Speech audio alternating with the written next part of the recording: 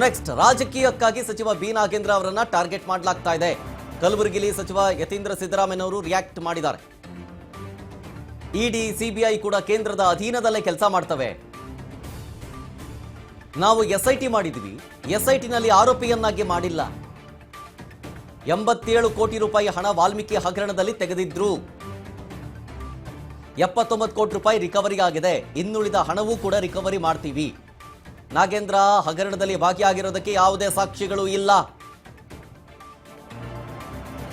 ಸುಮ್ಮನೆ ಇದನ್ನು ರಾಜಕೀಯವಾಗಿ ಬಳಸಲಾಗ್ತಾ ಇದೆ ಅಂತಂದ್ರು ಯತೀಂದ್ರ.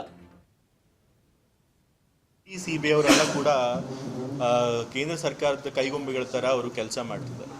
ನಾವು SIT ಮಾಡಿದ್ವಿ, SITನಲ್ಲಿ ಅವ್ರನ್ನ ಅಕ್ಯೂಸ್ ಆಗಿ ಮಾಡಿಲ್ಲ, ಆರೋಪಿಗಳನ್ನಾಗಿ ಮಾಡಿಲ್ಲ. ಮತ್ತು ಎಷ್ಟು ಹಣ ವಾಲ್ಮೀಕಿಗೆ ಬಂದು ತೆಗೆದಿದ್ರು, ಸುಮಾರು 87 ಕೋಟಿ ಹಣ ತೆಗೆದಿದ್ರು. ಅದರೊಳಗೆ 79 ಕೋಟಿಗಾಗಲೇ ರಿಕವರು ಆಗಿದೆ.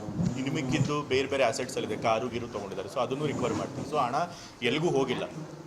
ಸರ್ಕಾರದ ಹಣನ ಮತ್ತೆ ವಾಪಸ್ ನಾವು ತೆಗೊಂಡಿದ್ದೀವಿ. ಮತ್ತು ನಾಗೇಂದ್ರ ಅವರು ಇದರೊಳಗೆ ಇನ್ವಾಲ್ವ್ ಆಗಿದ್ದಕ್ಕೆ ಯಾವುದು ಸರಿಯಾದಂಥ ಬಲವಾದಂಥ ಸಾಕ್ಷ್ಯಾಧಾರಗಳಿಲ್ಲ. ಇಡಿ ಅವರು ಕೂಡ ಮೊದಲನೇ ಬಾರಿ ಅವರು FIR ಮಾಡಿದಾಗ ನಾಗೇಂದ್ರ ಅವರನ್ನು ಅವರು ಆರೋಪಿಗಳನ್ನಾಗಿ ಮಾಡಲ್ಲ, ಕೇವಲ ರಾಜಕೀಯ ಕಾರಣಗಳಿಗೋಸ್ಕರ ಅವರನ್ನು ಟಾರ್ಗೆಟ್ ಮಾಡ್ತಿದ್ದಾರೆ. ಸೊ ಹಾಗಾಗಿ ನಮ್ಮ ಪಕ್ಷ ನಮ್ಮ ಸಚಿವರ ಪರವಾಗಿ ನಿಲ್ಲುತ್ತೆ. ಈಗ ಇಡಿ ಸಿಬಿಐ ಅವರ